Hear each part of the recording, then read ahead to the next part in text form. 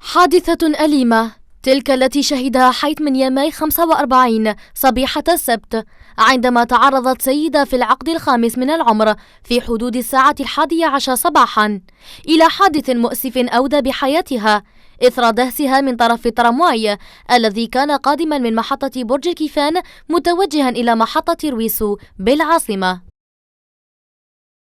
وحسب شهود عيان من أهل المنطقة الذين عاشوا جوا من الخوف والهلع إثر هذه الفاجعة والتي تعد الأولى من نوعها في حيهم، أكدوا على أن السرعة المفرطة للترامواي لم تسمح للضحية بإنقاذ نفسها، والتي كانت تهم بالمرور إلى الموقف المجاور.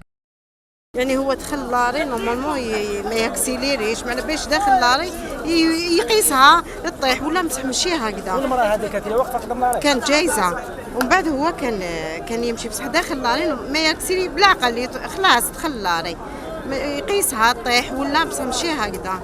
رجل طايرة اليد طايرة، يعني قداش تيماجيني لا سين. لي بومبي يشوفوا فيها ما قدروا يديروا والو. ما يقدروش، ما كاش ماتريال يا اخو. بوليس قال لك ما كاش ماتريال باش يطلعوا. ماشي ماتريال لازم لونكاد باش يربدوها، ماشي تما روحوا رفدها ديريكت، ماشي يقطوا ولا كبش مثلا. من جهتهم أعوان مصالح الحماية المدنية لقوا صعوبة في انتشال جثة الضحية التي تم تهشيمها إلى أشلاء، والتي بقيت عالقة تحت العربة لمدة ساعتين بسبب عدم توفر الإمكانيات اللازمة. من قبل هذه أول وفاة تسجل يعني من الحادث نتاع الترامواي. بالنسبة للعاصمة نداء من عدة مواطنين يبلغ على هذا وقوع الحادث على الساعة 11:30 تقريبا. قامت توجهت يعني بسرعة مصالح تاعنا بسيارة إسعاف وشاحنة تدخل إلى أي مكان. وبعد الوصول إلى المكان تبين باللي هناك ضحية وهي امرأة كانت محصورة تحت عربة القطار. الإمكانيات نتاعنا في المكان ما تسمحلناش يعني برفع هذه العربة، مما تطلب استدعاء المصالح التقنية للترامواي. هذا يعني في انتظار وصول الوسائل الأخرى.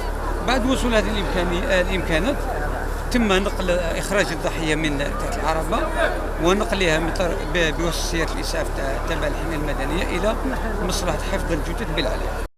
وجوه شاحبة يعتليها الأسى والحزن عكست تأثر السكان الشديد بهول الواقعة، هذا وتبقى حوادث السير تحصد بصفة شبه يومية العديد من الأرواح لغياب الوعي وروح المسؤولية، سواء من طرف المواطنين أو من طرف إهمال الهيئات المعنية. لما زلقت وتخمي ما حبس لهاش، ماما كي شافها طاحت ماما يحبس لها، هو ما حبس لهاش، راح كملت لها ماشي لافوتها هذيك الماء، لافوتها هذاك اللي ساكت خامي، يعني ما نبيش انا نقولوا لها ربي يرحمها، هذا ما كان.